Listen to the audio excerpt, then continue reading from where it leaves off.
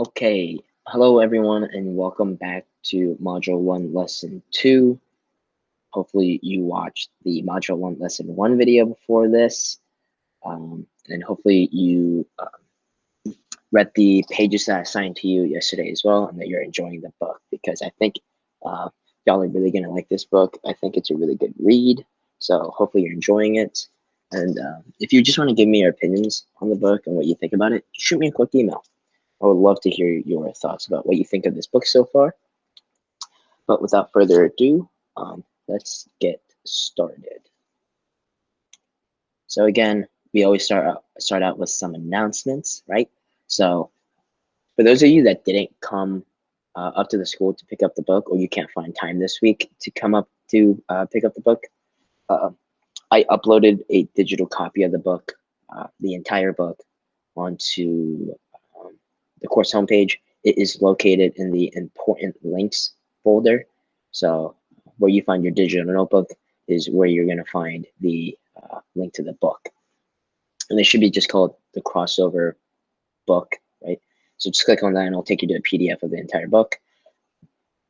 I still recommend that you come up to the school if you have time this week to actually pick up the physical copy of the book, because it'll make it easier to annotate and it'll be easier to do the assignments. And I don't know if I'll be able to find the Module 2 book online, right? And whenever you come up to the school to pick up the books, you're not just getting the Module 1 book, the crossover, you're actually getting the book for Module 2 as well. So I still recommend that you come up to the school to pick it up. Remember, I am going to be here every day this week, and I will be here until 4 p.m. every day, okay? Again, assignments, the progress reports are going out next Friday again, so please turn in your assignments, because I know a couple of you told me that your parents freaked out because you had a really low grade. That's because you have some zeros in the grade book right now. But whenever you turn in the assignments, I will update the zero into the grade that I give you. Remember, I don't take off points for it being late. So whenever you look at the assignments due folder, do not look at the due dates. Don't even worry about them. Just turn them in, right?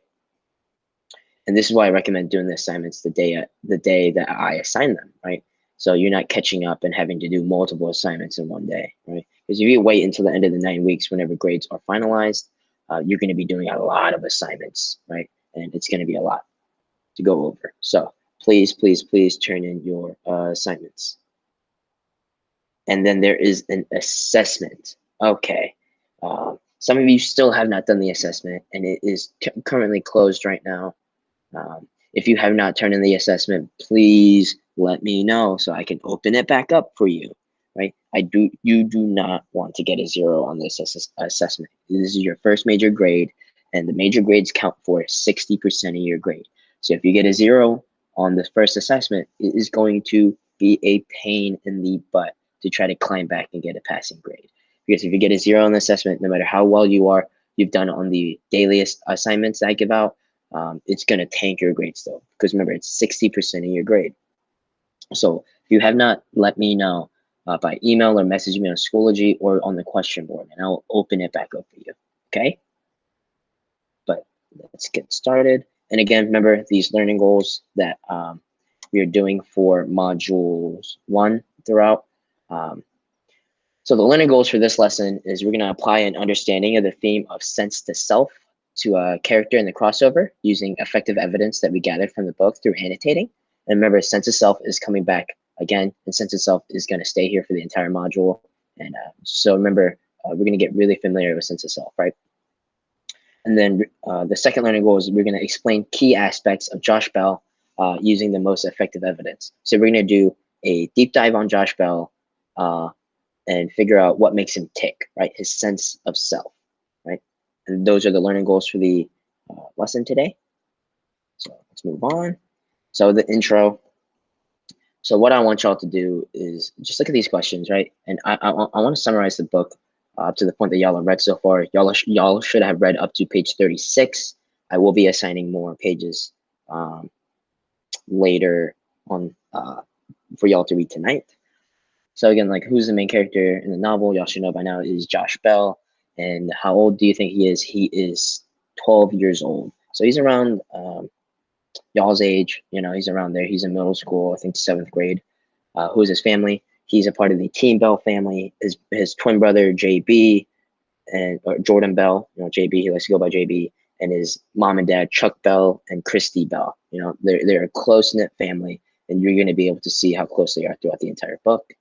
What do you know about his situation? He loves basketball, right? And he looks up to his parents, especially his dad, and basketball is his life. And he is super close to his brother as well. As you can see, most of um, the first 36 pages is about building who he is as a character and his family. And also there's a lot of pages about him playing basketball and him being in the game. And where does most of the story take place? Either takes place in a gym where he plays basketball, or at school, or his home. Those are going to be the 3 main settings for this entire book. Okay, so keep that in mind as we go on. And remember, we did summary in the last module. So remember, just use those same strategies that we did in module 0, and you should be able to effectively summarize any text that you read. Right? Remember, it all comes down to effective analysis and annotating. Right? You're never going to be able to get away from those two. So hopefully you are keeping those skills sharpened. Okay, so important questions. Remember, the essential question is basically still the same. What's the power of storytelling? And remember, I told you last lesson, keep in mind the words power and storytelling. They're always going to come back, and they're always going to relate to the other 2 words that I told you on the last lesson, content and form. So keep those 4 words stored in the back of your head, and hopefully you put those in your vocabulary journal. Okay, and then the focusing question is still the same. It's what shapes Josh Bell's sense of himself in his world, or a sense of self is still there. And we're going to do what we do in this lesson is going to take us 1 step closer to answering this focusing question. And then the content framing question should look familiar, is what is happening in the crossover. So remember, in module 0, we answered this question before the poem that we were doing, a poem from my librarian, Mrs. Long. Remember, what's happening in the poem is basically just meaning summarize the poem. What is literally happening in the poem or in the book, right? What are the characters doing? And how we do that is we look at the characteristics of the character and the events that are happening in the book, right? So remember, keep those 2 things in mind. And if you need a review, just go look at module 0 if you need to sharpen those skills. So let's move on. So I'm going to introduce something new to y'all. It's a listening goal. And I'm introducing a listening goal because I want you to get the most out of the conversations that we have during these classes, right? So what a listening goal is I want to use specific strategies that can be used in the, again, academic conversations or the conversations that we have in these classes, right, to discuss what we're learning at for the day, and to support the deepest understanding of a topic, right? So I want to introduce strategies that can help you take away the most from these lessons to help you understand what I'm trying to teach you, right? And the listening goal that I want to introduce is listen with the intent of writing. So what that might mean is that maybe you take notes while I'm trying to teach you, or we're having conversations and stuff like that. And an academic conversation could be me just talking, you talking to me, or the discussion boards that we do, right? Those could be examples of academic conversations. All right, and this is just so it can help you focus on what's being discussed and what's important in what we're discussing, right? The important aspects of it, right? And some examples of some notes that you could take down is maybe you write down what the central idea is, or some important evidence I'm trying to show you throughout the text, or some words that I'm telling you that help you think of a summary or a connection to other texts that we've read, right? And recording notes could be as simple as having a piece of scratch paper next to you while you either watch these videos or attend the virtual class, or having your digital journal notebook pulled up and writing notes down in the response tab as we go on throughout the lesson. I just want y'all to get in the habit of taking notes while you're in class, so that you can effectively write down all the important things that you took away and review them, right? And doing that will help you understand what we're learning a little bit better, right? So moving on. So what we're going to be doing today is we're going to be focusing on the poem 5 Reasons I Have Locks, right? So y'all should have already read this because you should have read up to page 36. But what we're going to do is we are going to, I'm going to read this to y'all again because this poem um, is very important to Josh's sense of self and what he values in this world, right? So what I did was I put the excerpt in the 916 folder. You can also find the whole book again in the important links folder, right? So I am going to pull this up for y'all. So here it is. Here's 5 Reasons I Have Locks. And, I'm going to read this to you. Remember, always read with expression, right? Look at how the poem is formatted first and then annotate it and see what parts you need to emphasize or anything like that, right? 5 Reasons I Have Locks. 5. Some of my favorite rappers have them. Lil Wayne, 2 Chainz, and Wale. 4. They make me feel like a king. 3. No one else on the team has them. And 2. It helps people know that I am me and not JB. But mostly because 1. Ever since I watched the clip of Dad posterizing that 7-foot Croatian center on ESPN's Best Dunks Ever, soaring through the air, his long twisted hair like wings carrying him high above the rim, I knew one day I'd need my own wings to fly. Okay, so that was 5 Reasons I Have Locks, right? So what that poem teaches us is about Josh's, a look into Josh's sense of self and what he values in this world and what he thinks of himself, right? Remember, sense of self is coming back again. Everyone has a sense of self. It is how you define who you are. Sense of self is basically your personal identity, you know, how you view who you are and the ways that you think of yourself, right? It's your own opinion about yourself. So as you can see, this chart I have down here, it is the sense of self, and you know the definition is how a person defines herself or himself, and the characteristics of sense of self. You know, like physical looks, your hobbies, or your interests, your dreams or your goals, emotions or feelings, or any relationships that you have throughout your life. That includes your family, right, with your friends, and those are just some of the things that make up sense of self, right? An example of sense of self, like I said, is identity. It's your self-esteem. It's your self-worth, right? And everyone has a sense of self. And if you want, you can put this little table, this little chart in your response journal. Remember, that is up to you. That's just going to help you review later on about sense of self. Because remember, this is going to keep coming up throughout module 1. Next, 5 Reasons I Have Locks continued. So there's a little Padlet link, right? And it's just 2 sentence frames again. And I like these sentence frames because it helps you already have your thoughts a little bit organized. You just have to fill in the blanks. So the sentence frames are basically what we just went over about sense of self. Is 2 kinds of things that can shape sense of self are blank and blank.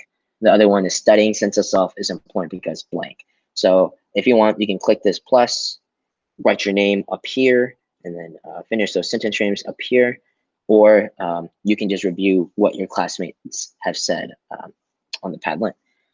So just a couple things that can shape sense of self. Remember, we went over it on this slide. This slide is you know, your physical looks, your hobbies, your interests, dreams, your goals. It's the characteristics, basically. Those are what shapes your sense of self,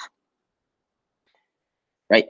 And it's important to know what sense of self is because it's important to know who you are and what shapes you as a person, right? It's important to look deep inside yourself and know that.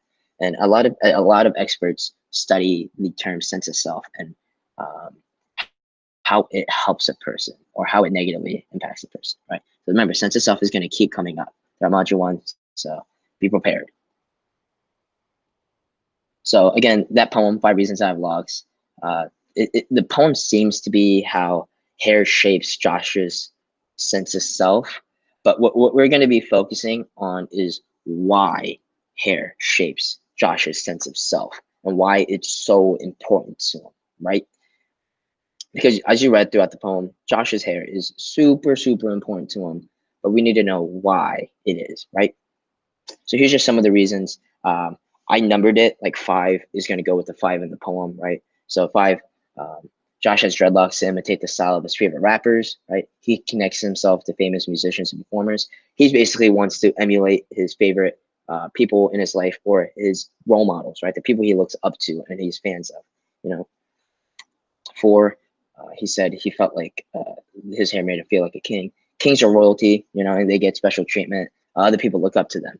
Josh likes to feel like that, right? He wants people to look up to him and feel the way they feel about him, about how he feels about his favorite rappers in his life, right? Number three, dreadlocks distinguish Josh from his teammates. Josh likes to be different and unique. You know, everyone wants to be different, right, and unique, right? They want to stand out, right? They don't want to be the same as everyone else. And Josh is just like that. He wants to be unique, right? He wants to stand out.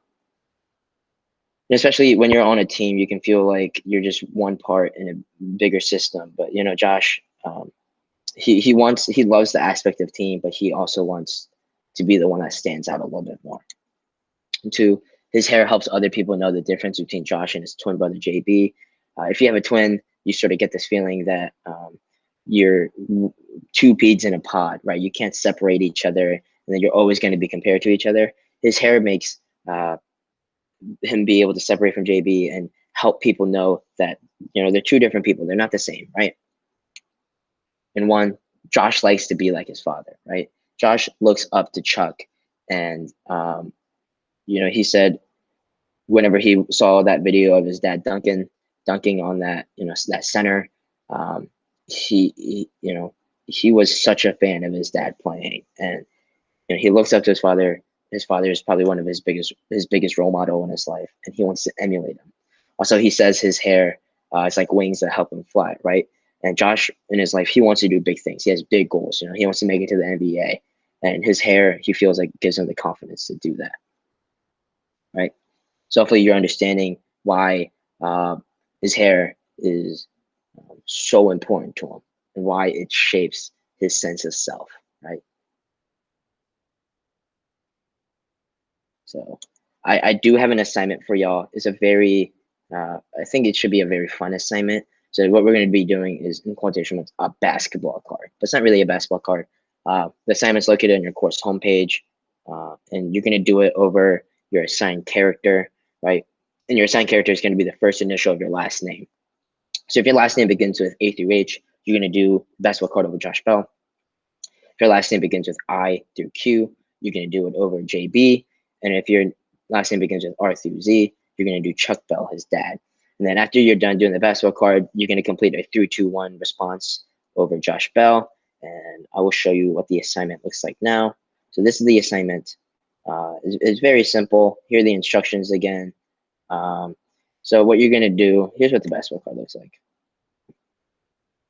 So this is an example. I did it over Christy Bell for y'all, right? She has like the least about her character throughout the first 36 pages. So I decided I'm just going to emulate her for y'all, and y'all can do it over the characters that have a little bit more told about themselves. So remember, Christy Bell, that's the mom. Then what you're going to do is, again, you're going to put the character's name that you have assigned here, and then you're going to write a 3 to 5 sentences about a biography of the character. So I put Christy Bell, parentheses, Dr. Bell, is the assistant principal at Josh and JB's middle school. She supports her sons and attends all of their basketball games. She is the authority figure of the family and helps keep control over the rowdy boys in her life. Then you're going to write an important quote, right? You're going to write a well-chosen quotation that shows an important aspect of the character. Right, so the quote, our mom, aka Dr. Bell, aka the principal. You're gonna find that on 25. I chose this one because it shows how much Christy does in her life. You know, she got her doctorate. You know, she's a doctor, and she's also the assistant principal while also being the mother of her two twin sons. Right, so she has a lot of, and you can see JB throughout this sentence sees the authority figure that his mom has. Right. And then you're going to write a 3 to 5 sentence description of the character's connection with the other members of the Team Bell family. And I want you to include effects on other members and ways of interacting with the other members and their attitude towards the other family members, right? So I put Josh's mother supports him and JB immensely. She shows up to every game and supports them playing basketball. She's the serious one in the family and tries to keep Chuck contained during the basketball games, right? It's because Chuck, as you read, gets a little bit rowdy during the basketball games, right? So that's what I want y'all to do, and I want you to draw from the text, right? I don't want you to write general statements. I want you to actually put evidence from the text, right? And you're going to do that over the first, let's see, how many pages? I think you're going to do that over the first 36 pages that you read, right? Don't do that over the assigned reading that I have gave to you. Just do it over the first 36 pages, okay? Yeah, as you saw in the instructions, the first 36 pages. And it should be pretty easy. And after you're done, oh, this is your template. And after you're done, just do the 3-2-1 response. We've done a 3-2-1 response before. Write down 3 things Josh values, 2 adjectives that best describe Josh, and 1 important thing that has happened to Josh since the beginning of the book, right? I want y'all to do this, and after you're done, turn it in, right? Again, it's located right here, and it is gonna be right here. Turn that in whenever you're done. But it should be a pretty easy assignment. Again, if you have any questions about it, just let me know. And then what's also new, we're going to do a vocabulary deep dive. It's going to be over the words indicative, imperative, and interrogative. As you see this little chart that I gave y'all. Also, you can put this chart in your vocabulary journal as well if you want. That's up to you. So here's the definitions of indicative, imperative, and interrogative. Indicative basically means expresses or indicates a fact or opinion, adds detail, or describes what happens. So the examples that are given right here are over the poem, the first poem, remember, that we did yesterday, Dribbling. So example of what indicative means is at the top of the key, I'm moving and grooving, popping and rocking, right? And another example of what indicative could be is because then I'm clunking, crisscrossing, right? All that slipping on the floor is basically facts or opinions, and it adds detail or describes what is happening in the poem, right, in the events. What imperative means is it expresses or states a command. Subject is implied you, right? An example of imperative from Dribbling is, man, take this thumping. Another example from it is, be careful though. So what imperative is it's a command. It's what the people in the poem want the other characters to do or what wants you to do, right? It is a command or an order. Remember the example, man, take this thumping, right? And the last one, interrogative, is expresses or asks a question, inverts the subject verb order. So it is, why you bumping? Right? Another example is, why you locking? It is a question, right? So again, if you want to put these 3 into the vocabulary journal, you can. That's up to you. So here is the wrap up. Remember, what is the content framing question? What's happening in the crossover?